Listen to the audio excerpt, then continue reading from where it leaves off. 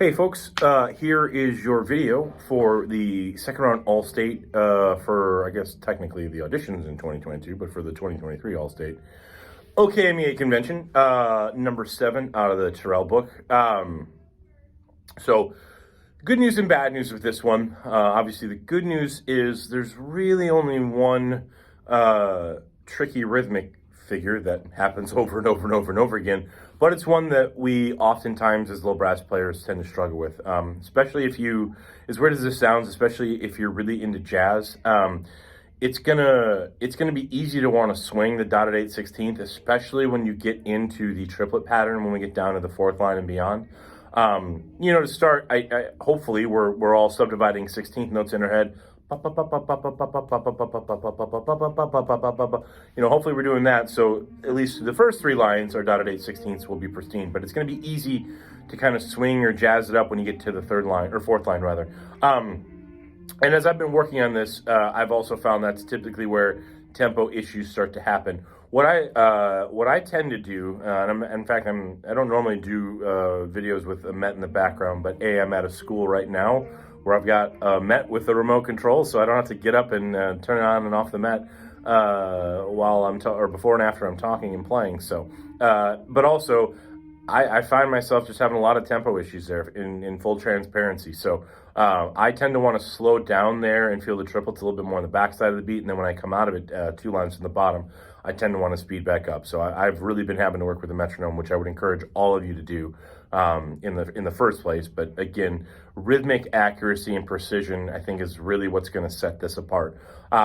It's not at a tempo that this is unattainable for most kids. I think anybody that's at the second round All-State level, while this isn't easy, I don't think anybody's going to have an overly difficult time working this one up. So I think rhythmic accuracy and precision is going to be the name of the game. Obviously, how do we treat the marcato accents? How consistent are we with them? Not allowing ourselves to compress the space, especially in the first 3 lines, and then towards the end where we have 8th notes and 8th rests. It's so easy to want to compress that. And again, that's where I find myself wanting to speed up. It's just because, like, coming out of these triplets, especially at the end, it's like, okay, there's so much space. Just let it be and let it breathe. From there, I don't want to say there's not a ton of opportunities for music, but I think especially in something like this where the rhythmic figures are pretty repetitive, and we really don't get a ton of, I don't know if I want to say harmonic change, but it really isn't until we get down to about the 2/3 of the way through where we really start to expand and explore different modes and key areas. If you're not proficient in music theory, I don't think you need to be, but I think it's pretty obvious, especially when you hear it as we get down towards the latter third of this, especially as you start to see all the accidentals come into play. It signifies that we're probably not in F major at that point.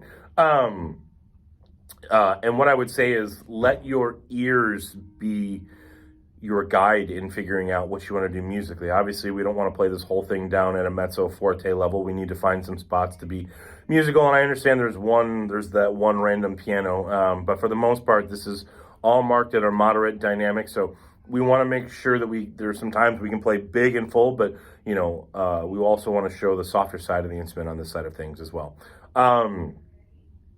As most of you that are going to see this are students of mine, so you kind of know my thought process on how to practice. But for some of you that I know that don't necessarily study with me, slow and steady is going to win the race.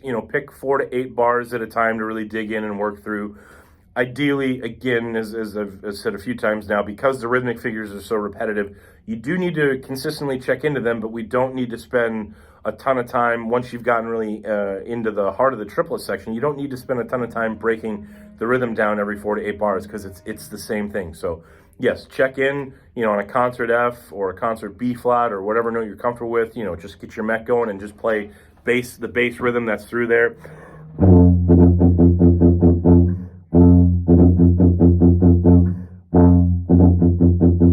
And just kind of see what you're consistently doing and what needs to be worked through. One thing that I will say, especially when you get into the dotted 8/16 triplet pattern, especially if you have friends who are percussionists, they'll understand this term. So if you don't quite know what I mean, just ask one of your percussionist friends. I almost treat the 16th notes like a flam. And that's like, especially if you know a snare drummer, that's kind of like when the left hand hits right before the right hand, it kind of sounds like ka-jing, ka-jing, as opposed to a clean jink if they're both hitting at the same time. So that's effectively how I feel this section, and that's what I would encourage you to do through there. I'm not saying you shouldn't be subdividing your hair. I'm not saying any of that stuff, but just understand if the 16th note feels like it's significantly in front of the triplet, you're probably playing it wrong. If it feels like it's right before the triplet, there's a good chance you're playing it correctly. Awesome. That's just about everything I have to say on this. I'm sure I'll think of something after the fact, but again, as most of you study with me, we'll just talk then. All right. I don't remember what button I hit. This is all new to me. Hey, there we go.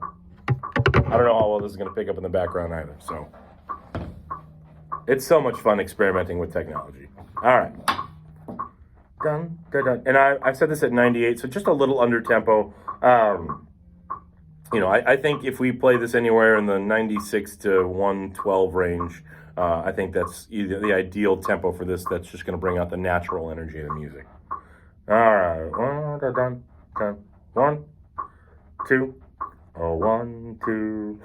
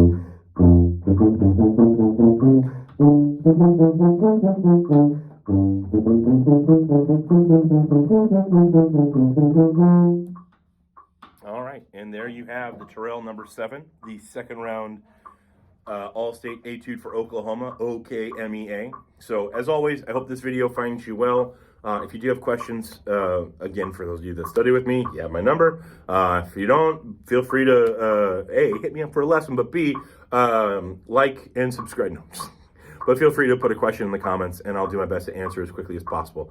I just realized, probably don't need that Met going while I'm talking. See, this is all new. First take with this stuff, so we'll probably use this. I felt pretty good about that run. Some things I want back, but hey, that's music for you, baby. So, slow and steady, dotted 16th versus triplet feel, especially that 16th leading into the triplet. Think of it like a flam. It doesn't want to be obsolete and completely glossed over, but we also don't want to, give it extra time. It gets just that little bit, and that's all it gets. You give it any more, and then it's bad news for everyone.